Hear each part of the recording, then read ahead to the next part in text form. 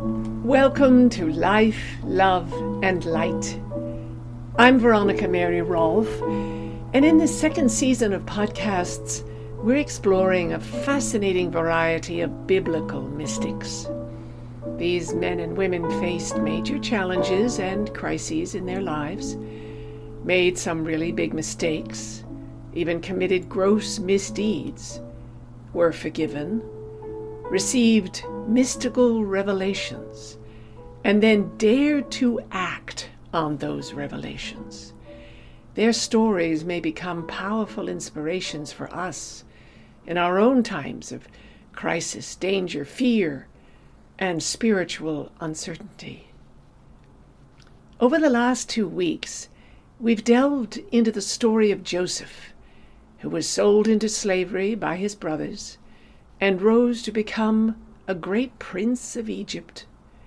And because of Yahweh's providential care, Joseph was able to bring his father and 11 brothers and their wives and children to the land of Goshen in Egypt, under Pharaoh's jurisdiction and with his permission.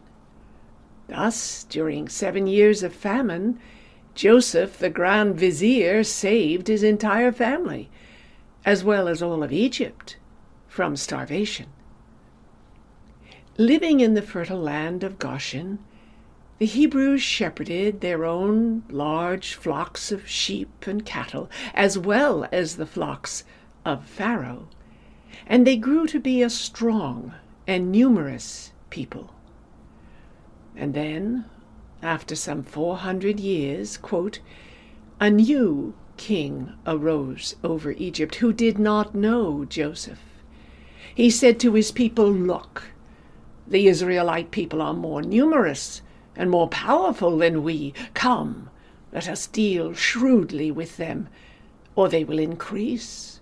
And in the event of war, join our enemies and fight against us and escape from the land."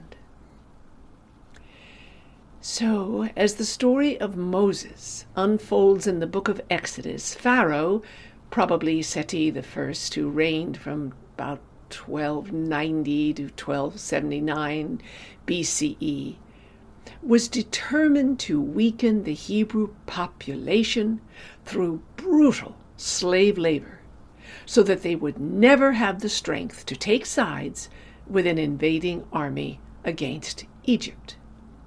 And to further reduce Hebrew population growth, Pharaoh commanded, quote, "Every Hebrew boy that is born you must throw into the Nile, but let every girl live." Well, you know the story. Discovered by Pharaoh's daughter in a papyrus basket hidden in the reeds on the bank of the river, a 3-month-old Hebrew baby boy was raised in Pharaoh's own court. Pharaoh's daughter adopted him as her own son and named him Moshe, from the verb masha, to draw out.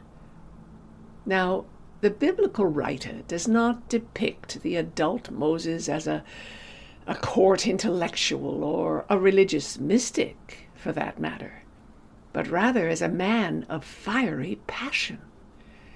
One day, no doubt well dressed as a member of the Egyptian court, Moses observed, quote, an Egyptian beating a Hebrew, one of his people, with the obvious intent to kill.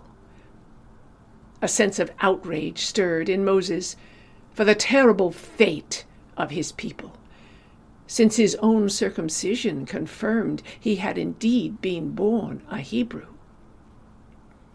So after checking that no one else was in the vicinity, Moses rushed forward, attacked the overseer, and killed him with his bare hands, or perhaps with a knife.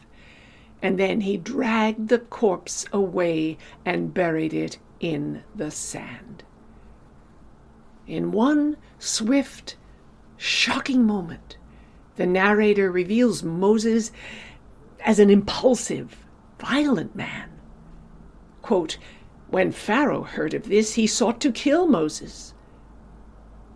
And now, from being a fighter for justice, Moses becomes a hunted murderer on the run. Still wearing his Egyptian attire, by which he will later be identified, Moses fled into the desert, traveling eastward from Goshen into the land of Midian, which in that time may have extended into the northern Sinai Peninsula, known as the wilderness of Sinai. Thereafter, Moses met and married Zipporah, the daughter of a Midianite priest. He fathered 2 sons and adopted the family's semi-nomadic culture. Thus Moses was reduced from being an honored member of the royal family at the Egyptian court to tending sheep, all the while living in fear of being hunted down by Pharaoh's soldiers for his crime. What an unlikely first act to the play about the eventual lawgiver of the Israelites. Well, it was not Pharaoh's soldiers who would seek out Moses, but God. One day, when Moses led his father-in-law's flock out beyond the wilderness to the Mount of Horeb, suddenly, quote, there the angel of the Lord appeared to him in flames of fire within a bush. And Moses saw that though the bush was on fire, it did not burn up. What are we to make of the bush that burns but does not consume? Was it an optical illusion? A mystical vision? Was Moses delusional from the midday sun, lack of water, or perhaps a blinding headache? Or was it perhaps a flashing of St. Elmo's fire, that mysterious plasma in the air, often caused by heat lightning, which can suddenly appear on the pointed leaves of bushes in vivid colors of blue or violet, seeming to radiate flames? Of course, we cannot know. But what we may deduce is that the dramatist recounted the apparition using the primary means available to a writer: sensory symbols. The traditional story described the angel of the Lord appearing to Moses in flaming streaks of fire emanating from a desert bush. So this was most probably the thorny shrub known as Cassia obovata, which is still found in Palestine near the Dead Sea. And the narrator conveyed the miraculous aspect of this apparition by noting that although the bush blazed red hot, it was not consumed. Throughout the Exodus account, fire will continue to represent the burning presence of divinity. It is a magnificent metaphor for an ineffable experience of divine love that burns but does not consume.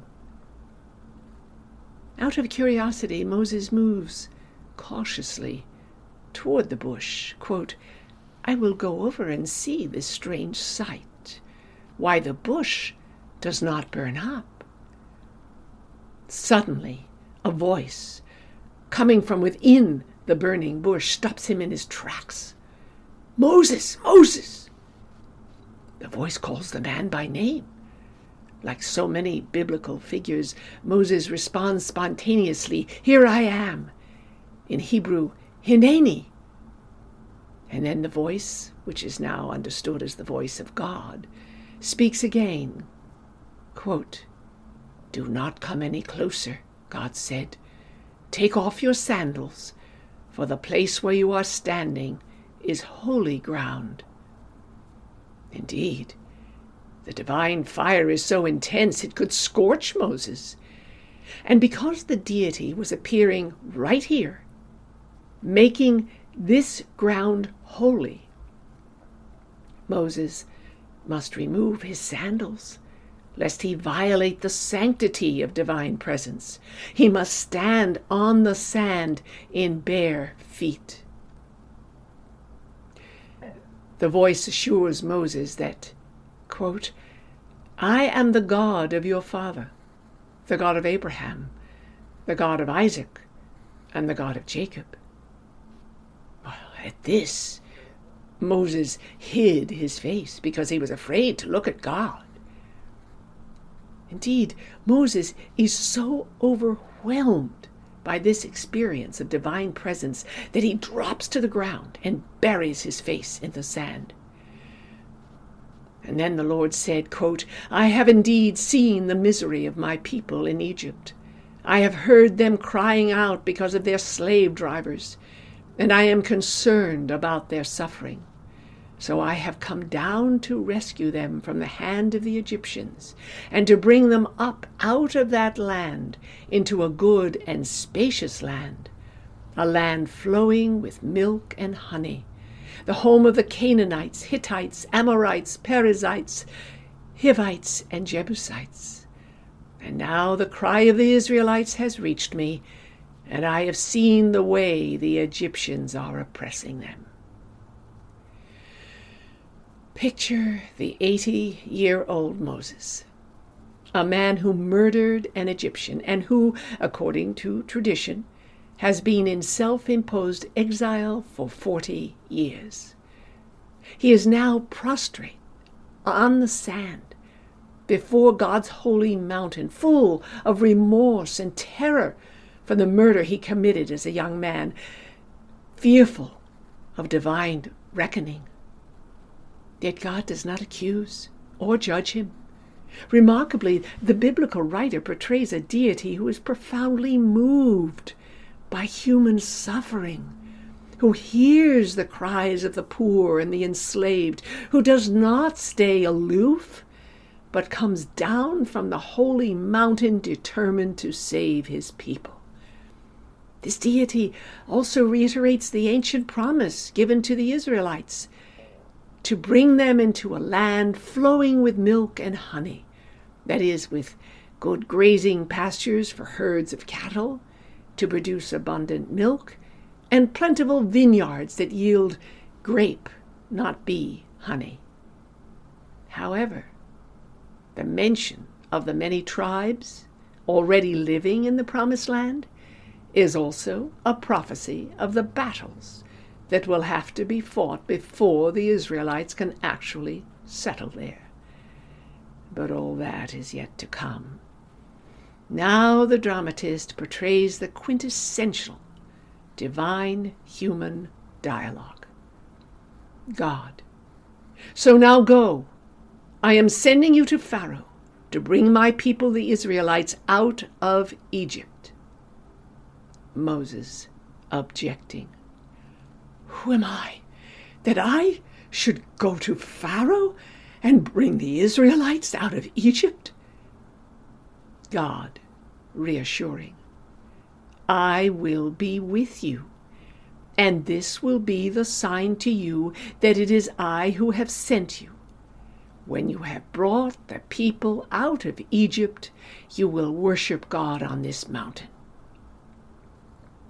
Now, unlike God's command to Abraham to go from your country, your people, and your father's household to the land I will show you, without any explanation of what the deity would do, here the voice appears more than willing to reveal the divine plan. And Moses must go back to his country and convince Pharaoh to let the Israelite slaves leave Egypt. Well, one can imagine Moses frozen in shock and unable to move from the spot where he's fallen on holy ground. In his heart, Moses wants to obey the deity, but even after all these years, he's petrified of returning to Egypt as a man wanted for murder. He also dreads facing his own people, some of whom might still remember that he was a member of the Egyptian court, and question whether he is even a Hebrew. And why should people listen to him? He has no personal connections to any of them. He has not shared their long slavery, nor endured their terrible sufferings. How can Moses convince the elders of the tribe that he and he alone has been given the divine commission to lead them out of slavery? Moses knows the Israelites' coarse and violent ways. He has watched them with his own eyes. They will scorn him, perhaps even kill him, for presuming to speak as a messenger of God? Well, anticipating his fear, the voice promises that I will be with you. But Moses does not yet know what that means. He does not understand how the divine functions within human history. He needs a sign. And the sign God offers is that once Moses has led the Israelites out of Egypt, he will return with them to worship on this very mountain in thanksgiving. Now, while there seems to be a missing description of the specific sign at this point in the text, we may still assume that God's command itself is the sign, because what God ordains will, of necessity, take place. Moses will actually bring his people out of Egypt, and they will enter the wilderness to worship God on this holy mountain. And from the divine perspective, the liberation is already happening. And after that will come the fulfillment of the promise of a land in which to settle, which was made so long ago to Moses' ancestors. But Moses also requires proof that the voice he hears is indeed that of the divinity, and not an evil spirit leading him to do something foolhardy like returning to Egypt only to die. Moses needs to learn the name of the deity whose voice he hears. In ancient Eastern cultures, the name was considered an integral part of a deity or a person's existence, indicating his character. It was the essence of the person, as it were distilled from his true being, so that he is present in the name once again. Oh, what courage it must have taken for Moses to ask the deity's name. Moses, desperately seeking answers.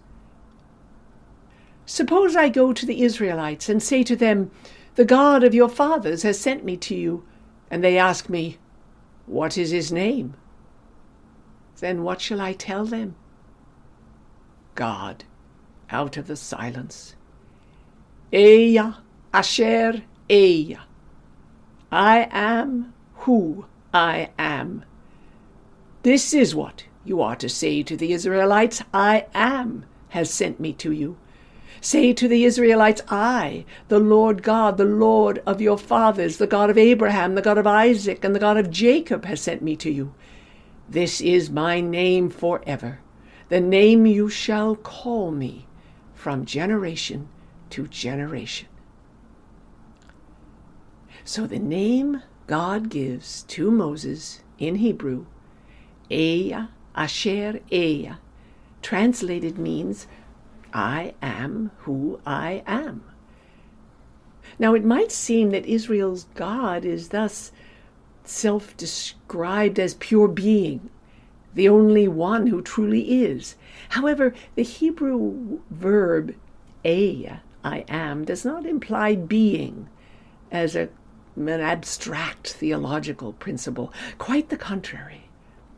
Israel's God is here defined as active being, in the sense of continual, active presence, manifesting both in the present and in the future. The Hebrew language is all about action. Eya, which literally means I shall be present, is repeated twice as unconditional reinforcement that the essence of the name is I am and remain present.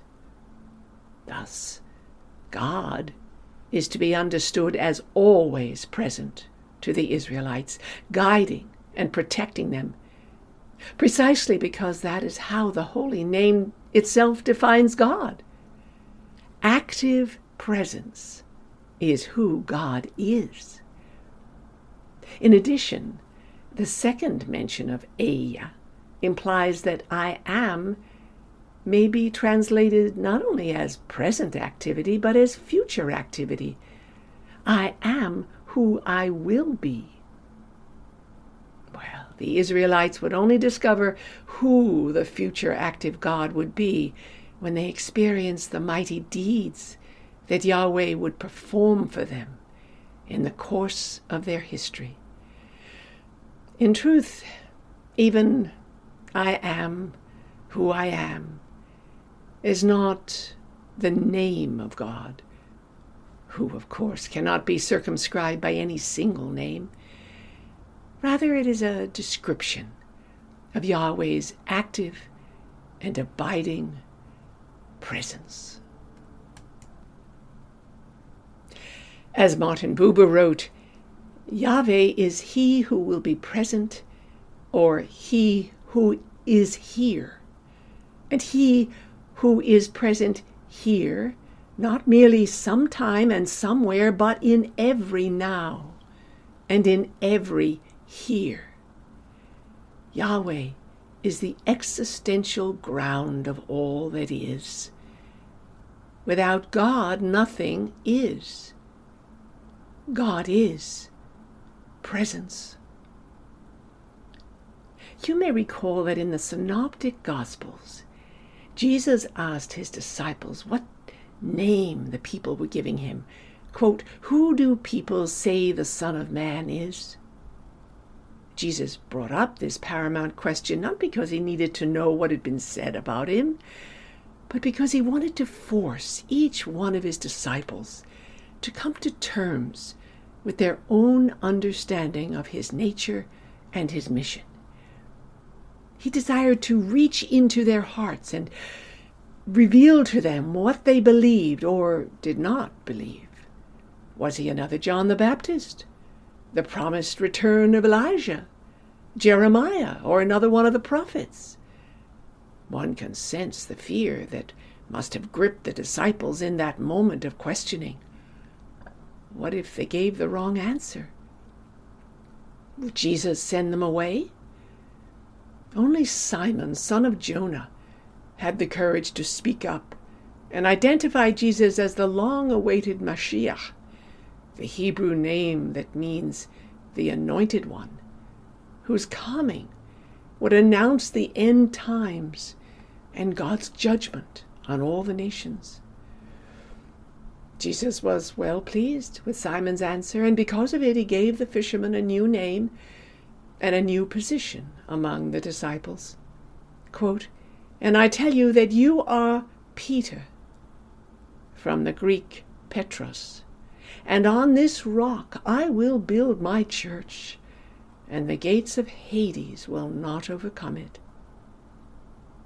But Jesus also made it very clear that mere flesh and blood, that is, human understanding, had not given Peter this revelation about his true identity as the Anointed One, but only the Father in heaven.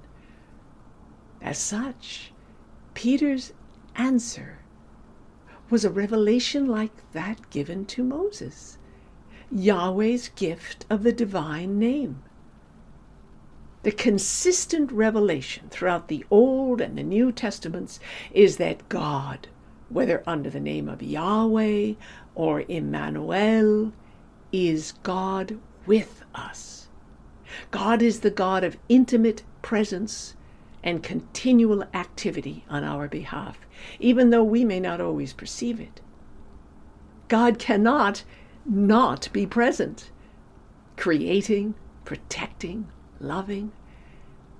God within us enables us to be the divine source of our very lives. Even to those who are not open and responsive to the deity, God is present. And what is this presence? The continual and unconditional outpouring of divine love. And the Son of God became enfleshed in our humanity precisely so that we could and would perceive his presence, his nearness more easily. And this is what we celebrate at Christmas. God with us in human flesh, within the human and very painful conditions of our lives. Christ, the Son of God, is God always present, in joy and sorrow, in exaltation and in desolation. And that is a fact that we must hold on to in every situation. So we too may hear Christ asking us, "Who do you say that I am?" Right now, here, in this very moment. And perhaps we should ask ourselves, do I really believe God is always present, always active, and always working through the joys, the sorrows, the challenges of my daily life, in the midst of this terrible pandemic, as well as through the history of the entire world? In our answer to this very question lies the core not only of what we believe, but in whom we believe. And now, turning back to the biblical saga, Moses is still resistant. He presents yet another objection to Yahweh's command. "Moses, pardon your servant, Lord. I have never been eloquent, neither in the past nor since you have spoken to your servant. I am slow of speech and tongue." Yahweh: "Who gave human beings their mouths? Who makes them deaf or mute? Who gives them sight or makes them blind? Is it not I, the Lord? Now go, I will help you speak, and will teach you what to say." Well, we certainly recognize in Moses a very human reluctance, a desperate need to come up with an excuse not to perform a seemingly impossible task. Nevertheless, Yahweh promises to personally teach Moses exactly what to say to Pharaoh and what to do in every circumstance. And by ordaining Moses as the imperfect leader, the Israelites will recognize all the mighty deeds that will be performed as coming from divine, not human power. And so they will come to believe in Yahweh. However, even the promise of being given divine speech does not satisfy Moses. The dramatic tension builds. Will Moses follow God's call or not? Moses sums up all his very human fears in one last plea. Quote, "Pardon your servant, Lord. Please send someone else." At this point, the narrator suggests that the Lord has become so frustrated with Moses because of his stubbornness that he lets Moses know that he's already sent for Aaron, who would indeed become the mouthpiece for Moses. But Moses would still serve as God's representative for Aaron. So, as Moses puts on his sandals, takes up his staff, and prepares to leave the holy mountain with his flock, the sacred bush has lost its flame, and the divine voice is silent. Moses can hear only the dry desert wind whistling through the mountain crags, sweeping down across the hot sand. He must go forward in expectant trust that I am will be with him and teach him what to say. and that even though the bush no longer burns, Yahweh's fire will continue to make itself manifest. Now Moses, at the age of 80, must himself become God's burning bush. We might ask, how does this dramatic, divine, human, mystical encounter relate to our own lives? Well, like Moses and Abraham before him, each one of us is called by name from beyond time. Isaiah puts words in God's mouth. I have called you by name. You are mine. And often we hear a first call in our youth when we experience a spiritual vocation, or we discover an artistic passion, or we work hard to fulfill a dream that sets our hearts afire. And we work, and we work, and we wait. However, at some point, the career or the vocation we have worked so hard to follow may fall apart, and then we feel utterly lost in the wilderness of our lives. Or perhaps it's simply that we grow older, and we yearn for something different, a different career, a new course of study, a deeper relationship. And so we ask, where is God in all this? Through a long period of prayer and soul-searching, we may recognize that we'd become so focused on trying to accomplish what we thought was God's plan that we'd given up listening for God and even expecting God to work in our lives. So the question arises, can we still hear the call we first received? We have no answers.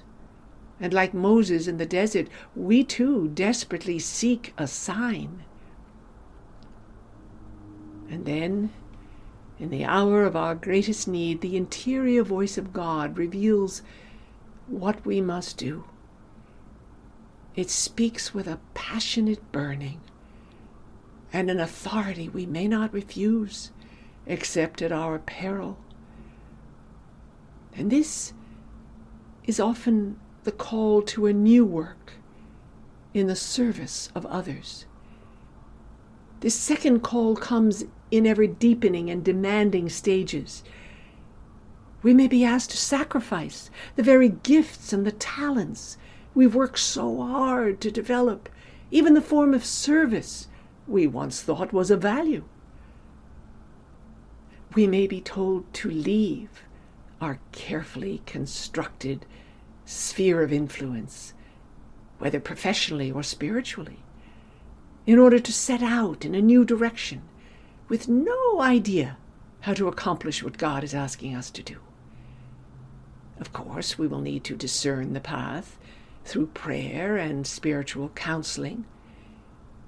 But most of all, we will have to learn to trust, day in and day out, that if I am, Yahweh wants us to do something, we will be given the grace to know and to accomplish it. In the process, we too may question, object, or even find excuses why this is the wrong call for us. Like Moses, we may plead, please send someone else. But I am is nothing if not persistent. The voice within will not leave us alone.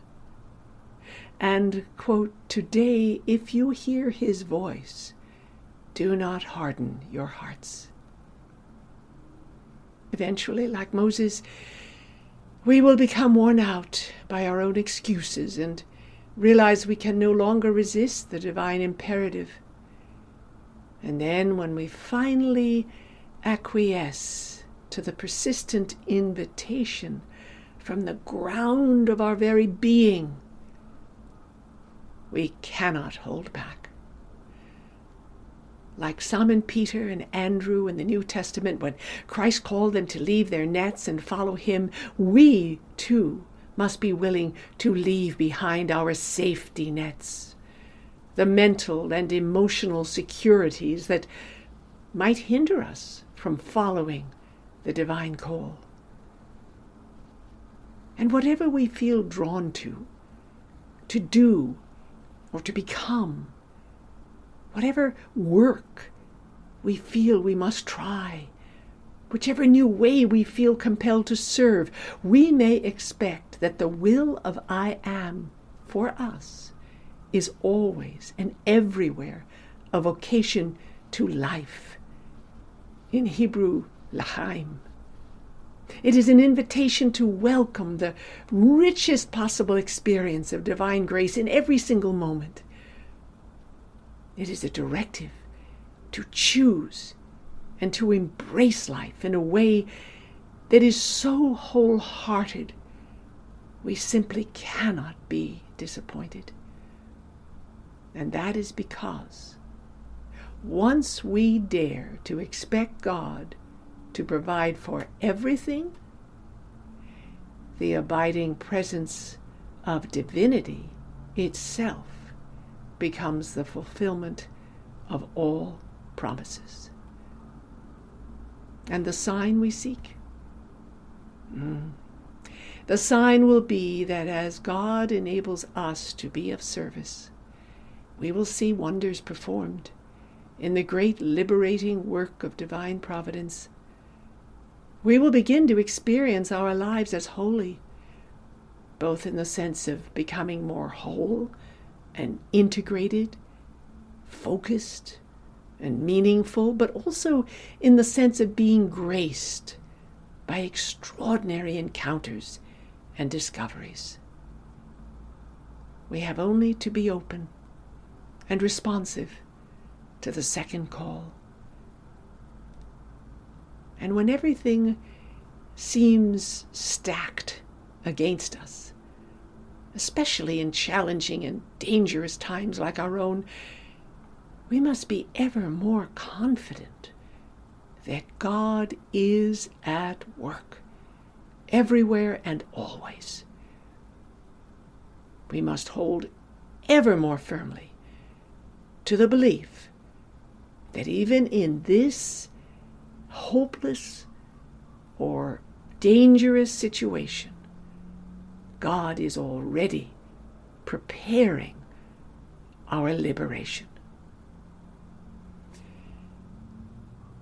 So let us take this extraordinary mystical experience of Moses, the unlikely mystic.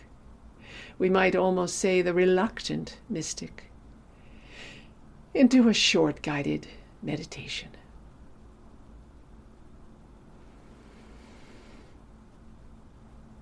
Feel a wave of relaxation flow down over your head, your face,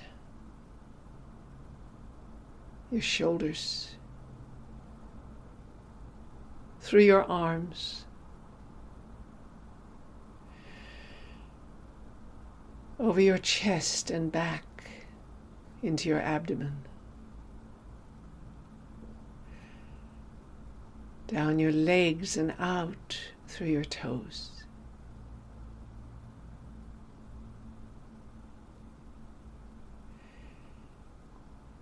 Become aware of your breathing.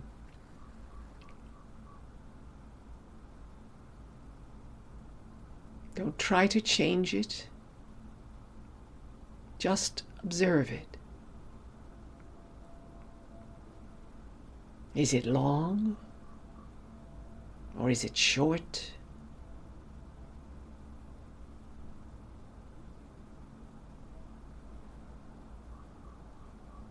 Listen to your breathing.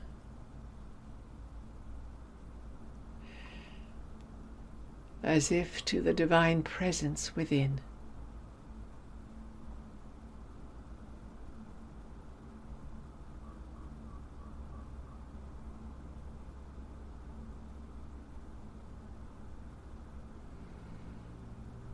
What divine call stands out as having been transformative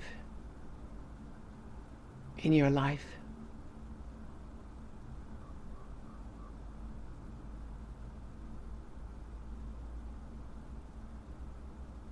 What was a moment when you experienced the presence of God speaking to you?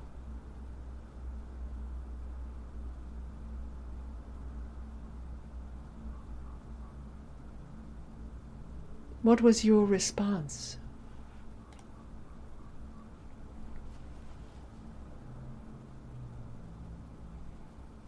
Like Moses, did you feel inadequate, unworthy to follow it?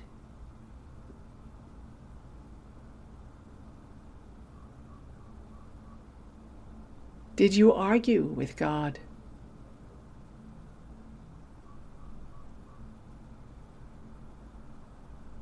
Did you wish God would send someone else?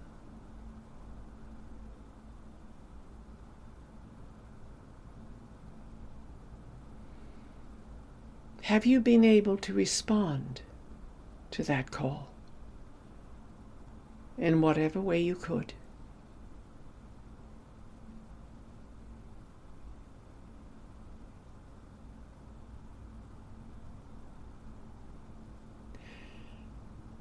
Are you still aware of hearing that call rise up within you even now?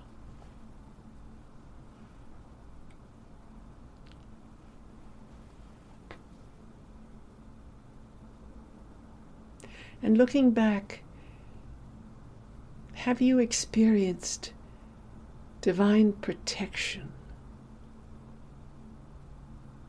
and guidance in following the call?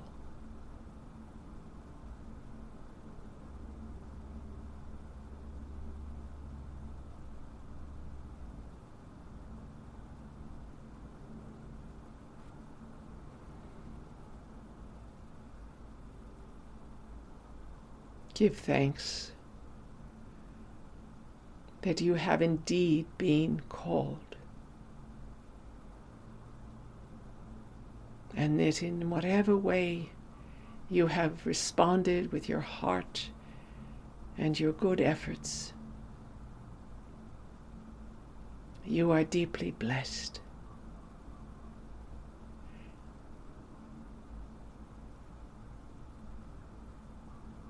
Rest a while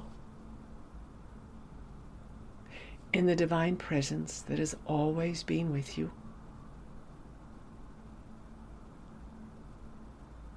that has called you by name from all eternity, like Moses.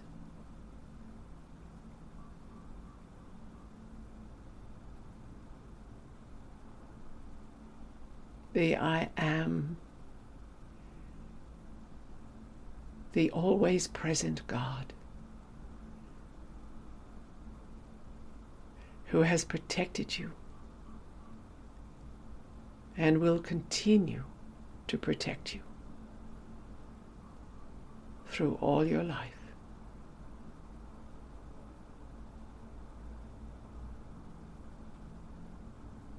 Amen.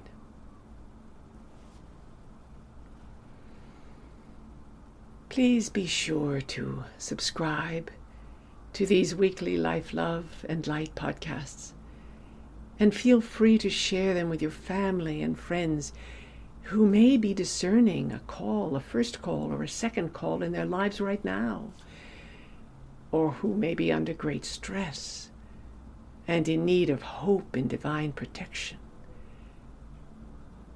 And I invite you to visit my website, veronicamaryrolfe.com, for information about Suddenly There Is God. This is the book on which these mystic podcasts are being based. And you will also read about my new book, co-authored with my daughter, Eva Natanya, Living Resurrected Lives, what it means and why it matters. These two books were written from our hearts to affirm faith, to instill hope, and to inspire love in the story of our lives. They will make perfect Christmas gifts for those you love. Next week, we will enter into the psychological duel of wits between Pharaoh and Moses. It's an entire drama in itself. And we will encounter the ancient saga of the Exodus, as Moses leads the enslaved Israelites out of Egypt after 430 years and back into the land of Canaan.